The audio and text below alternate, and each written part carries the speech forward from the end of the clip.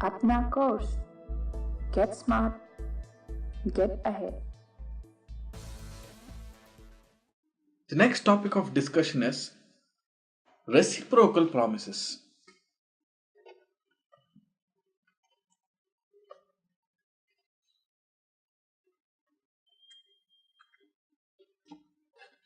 When I say reciprocal promises, what happens here is A offers to deliver goods, say goods X to B, and B in turn offers to deliver, say, good Y to A.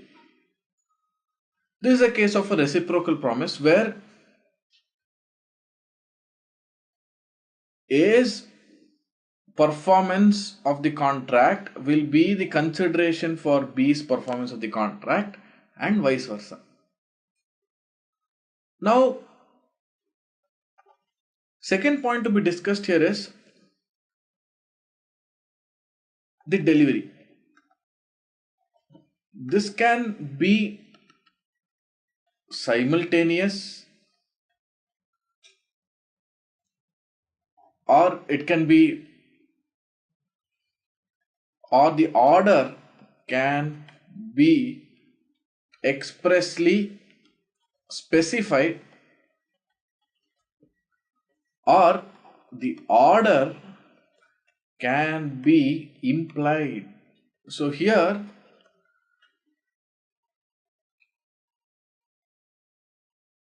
the promise can be reciprocated simultaneously. It can be, or the order can be expressly specified in the contract. And 3, the order can be implied because the nature of the contract. So these are the 3 possibilities when it comes to reciprocal promises. What if one party prevents the other party? One party prevents other party from performing the promise.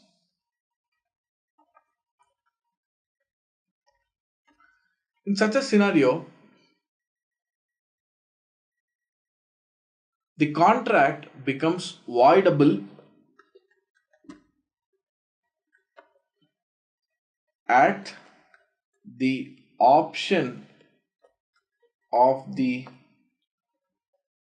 party whose action is prevented.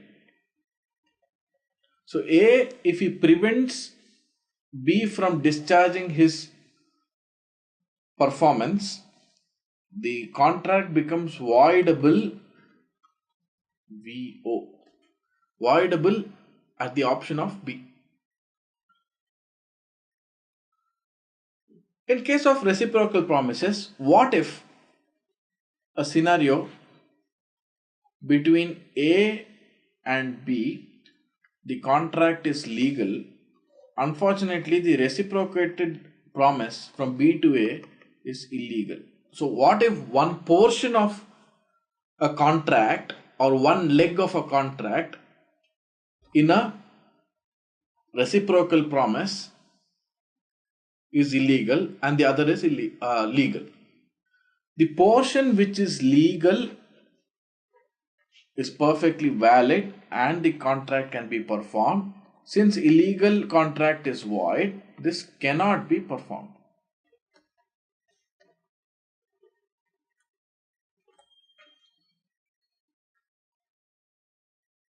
So in case where there are alternative promises and one branch or one leg is illegal, the portion which is legal can still be performed. So this can be performed.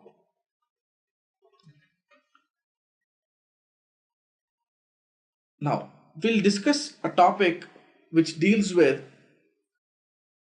failure to perform at a time fixed in a contract. So what is the effect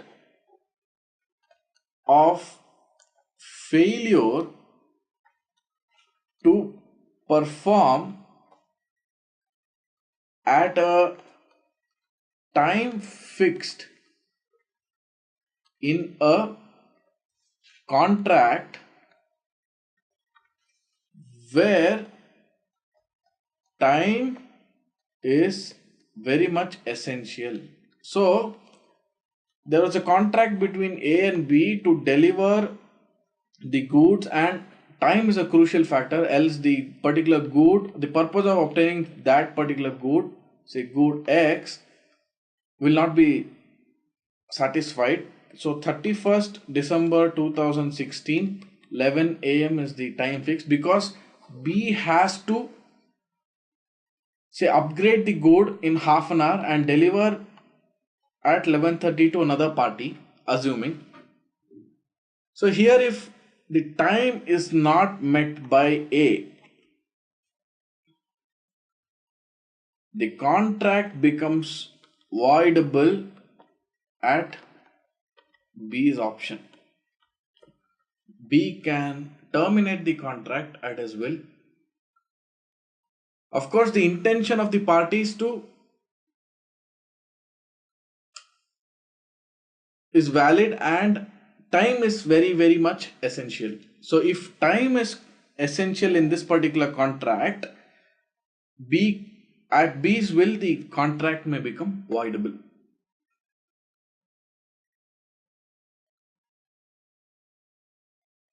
Next, contract, assuming there's a contract between A and B, but time is not a major factor.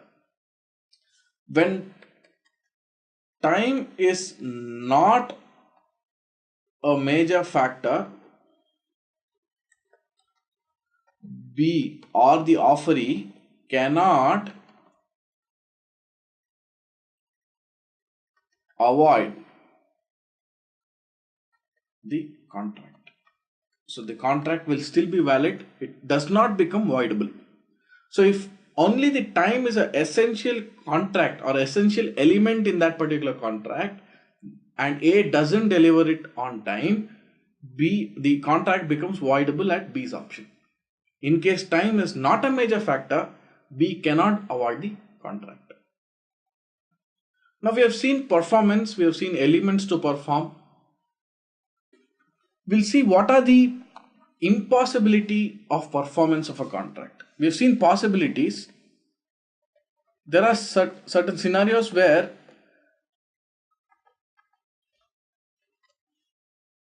the contract cannot be performed. It is impossible to perform the contract.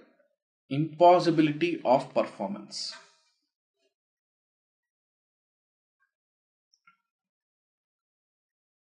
Where by and large, if the contract that cannot be performed or the contract performance is impossible, the contract is void. We'll take few scenarios. One, the impossibility exists at the time of the contract. So the impossibility exists at the time of contract, and we'll take a case where it was known to the parties, it was known to both parties or number of parties who are involved. Assuming here A and B are the parties, it was known to both the parties, the contract is void. It was unknown to the parties. It is unknown to both the parties. Where both are ignorant about the performance, the contract is still void because of the impossibility of the performance. Third, where only the offerer or what you call as the promiser knew about impossibility.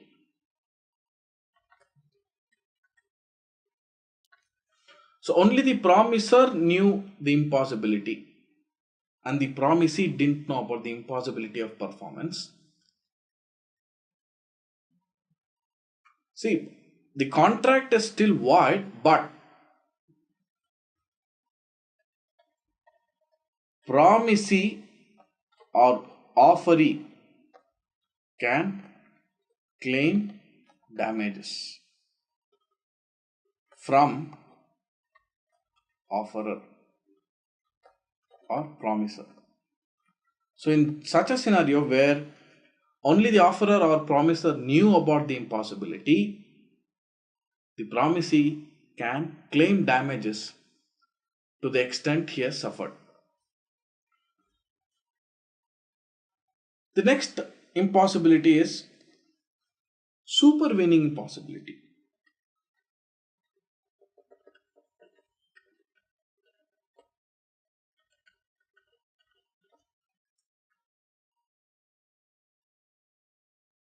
When I say supervening impossibility, when the performance of a particular contract becomes impossible or illegal by occurrence of an unexpected event.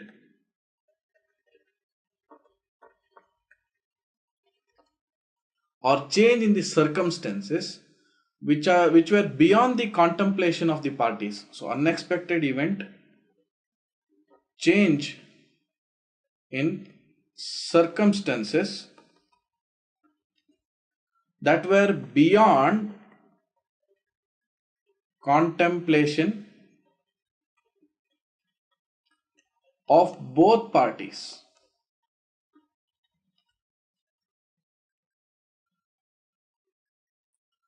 Again, the contract is void because of the impossibility of performance of the contract. A very simple example of supervening impossibility is, say, change in, say, law. Nobody expected a particular change in law, due to which the contract could not be performed. Next.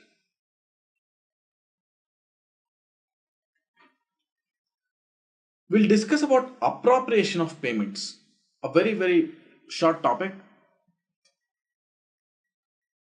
The first scenario where application of payment, where debt is to be discharged, where debt that is to be discharged is very clearly indicated in the contract. So wherever there is debt and it has been indicated in the contract, one has to follow the rules mentioned in the contract. But in a case where application of payment where neither party appropriates. So here in such a case where neither party makes any appropriation, the payment shall be applied in discharge of the debts in order of time. So when we talk about appropriation of payments,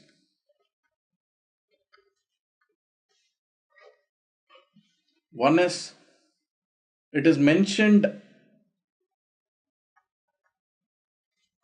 in contract clearly, so they'll have to follow the provisions of the contract. So follow the contract, very simple. In a second scenario where neither party appropriates, not expressly mentioned, then it will be discharged in the order of time. So we have seen the possibility of performance. We have seen cases where the performance is absolutely impossible. The next set of cases is where the contracts which need not be performed.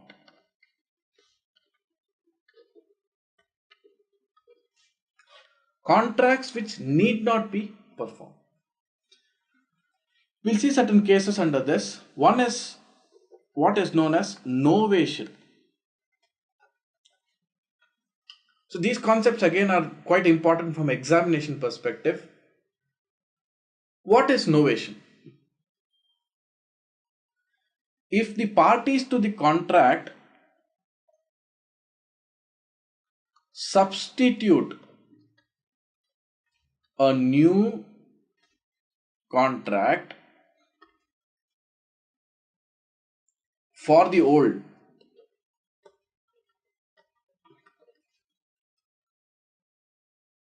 this is known as novation. So what will happen is, there's a new contract substituted for the old contract, thereby the old contract gets discharged. So the old contract need not be performed and the new contract has to be performed as per the terms and conditions. So this is known as a novation. Example, A had to pay B rupees 10,000 rupees and there is a party C who says he will accept, where B says he'll accept the money from C. In lieu of that, he had to receive from A, and somewhere behind the scene C had to pay 10,000 to A. Instead, C pays 10,000 directly to B. I repeat, A had to pay rupees 10,000 to B. C had to pay rupees 10,000 to A. So then there is a new contract where C will directly pay B rupees 10,000. So this is a very simple example of novation. An important point to be observed here is that the old contract and new contract need not have the same parties. If you've seen, the old contract was between A and B, the new contract is between C and B. So new parties can be introduced in the substituted contract. Right. The second type is known as the effect of recession. When you say recession, when the parties to the contract agrees to rescind it, the contract need not be performed. So it is a mutual decision to rescind the contract. When you say rescind the contract, it means end the contract. Once again, here the contract, which is the old contract, gets cancelled, but there is no new contract that is evolved.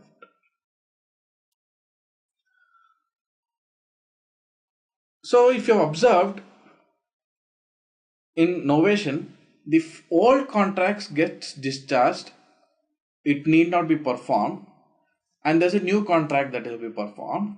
In case of a recession, old contract gets cancelled, but there is no new contract that gets evolved.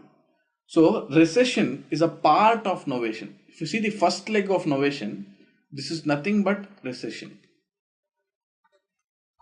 So recession is a part of novation.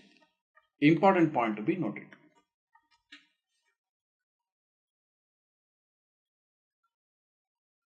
Third case is the alteration.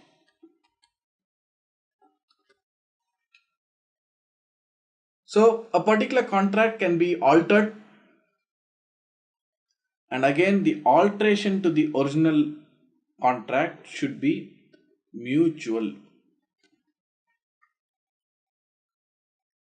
So the altered contract has to be performed. The original contract need not be performed.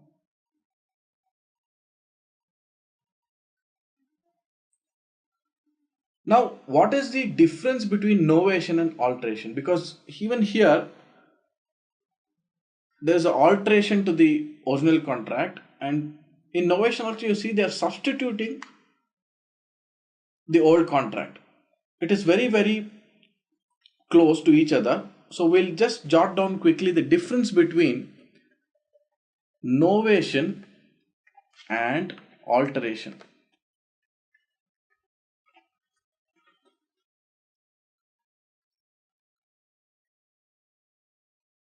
So here,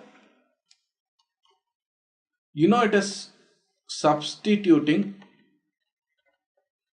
and by changing the terms and conditions. So there may be a change in parties involved. We discussed this.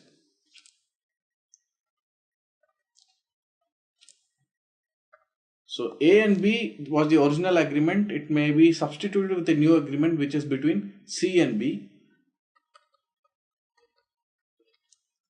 In case of an alternation,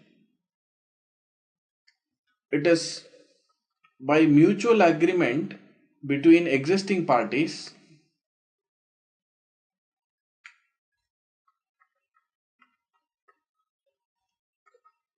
but parties remain same after alteration. There cannot be any change in the parties. So here there is a substitution, there is no substitution. So this is the major difference between a novation and alteration. Novation also involves changes in the clauses of the agreement. Alteration also involves changes in the clause of the agreement. The old agreement is substituted, but the major difference is there can be change in the parties involved. Here parties remain the same even after alteration of a contract. Now we will discuss a topic which is known as restoration of benefit under a voidable contract. When you say restoration of benefit under a voidable contract, when at a will of a particular person, a contract is not completely performed, the other party also need not perform the promise. So the party rescinding the voidable contract shall repay the benefits received under the contract. Very simple. There are two parties, A and B, and A has delivered goods. B is yet to make the payment. And the contract becomes voidable at the option of B, maybe because the A has delivered goods beyond the discussed stipulated time. So the contract becomes voidable at the option of B, where time is a important constraint. Here, since B has avoided the contract, or it is voidable at the option of B, he is bound and duty to return back the goods that is delivered to him.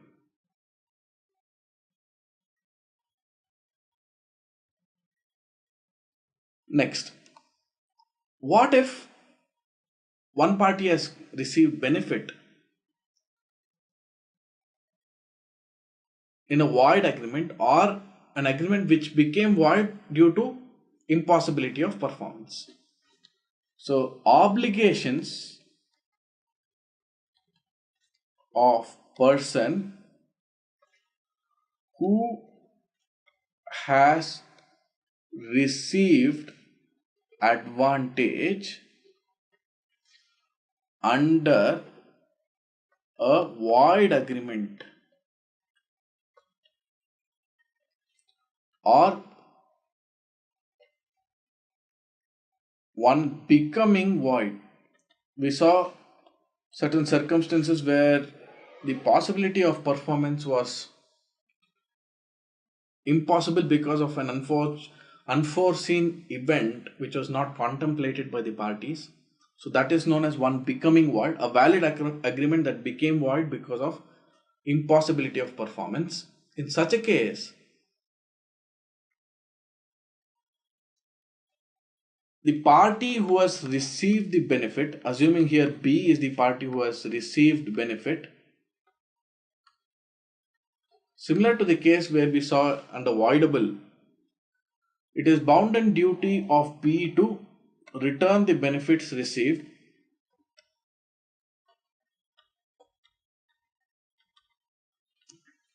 as the agreement is void or has become void due to the circumstances. He has to compensate or return the benefits received. For example,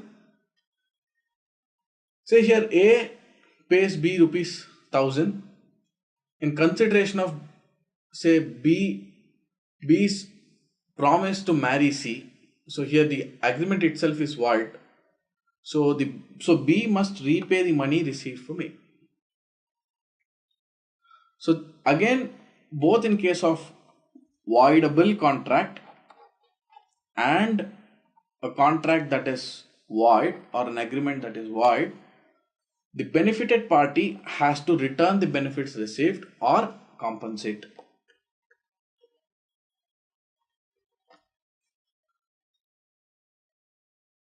Finally, we'll discuss a topic which is known as discharge of a contract. Discharge of a contract. What are the means by which the contract can be discharged? First, all of us know by performance. If parties have performed their promises, the contract gets discharged. Second, discharge can be by mutual agreement between the parties involved. When I say mutual agreement, it involves novation, rescission, alteration, which we just discussed a couple of slides back. And third, discharge can be by impossibility of performance. Agreed? If the performance is impossible, obviously the contract gets discharged because it becomes void. Discharge by lapse of time, where time is major factor of the contract. Again, this we have already discussed. Fifth point, where it is because of operation of a law that is being implemented recently.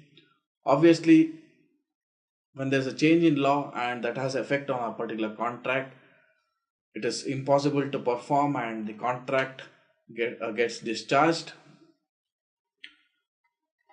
And breach of a contract. When you say breach of a contract, where one of the parties have not honored their commitment, where the promise has not been fulfilled, where the performance has not been made by one of the parties, it is called a breach of a contract. And the other party, at the option of the other party, the contract becomes voidable, and in such a case the contract gets discharged.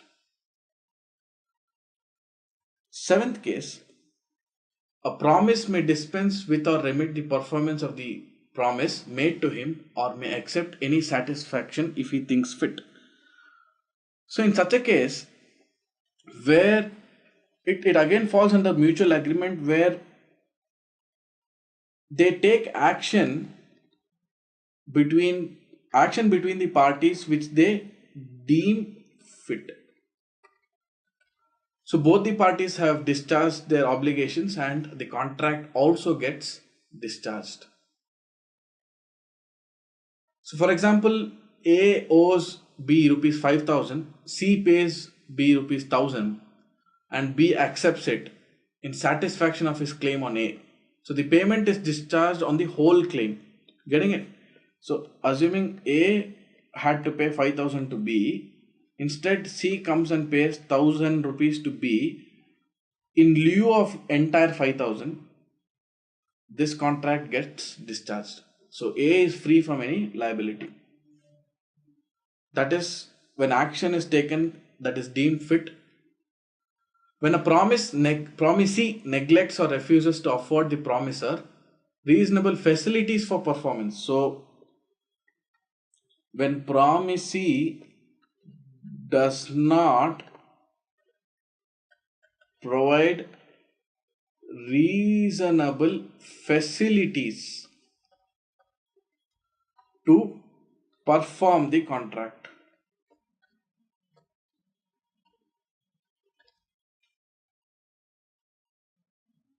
In such a case, so there is A and B. B does not provide facilities. The contract becomes voidable at A's option and the contract gets discharged. So in this chapter, we have discussed about performance of a contract, the impossibilities, the way it can be discharged, what are the effects of novation, effects of rescission, alteration, etc. You may now go through the self-examination questions at the end of this chapter pertaining to this topic. We'll now move on to the next unit under this particular chapter.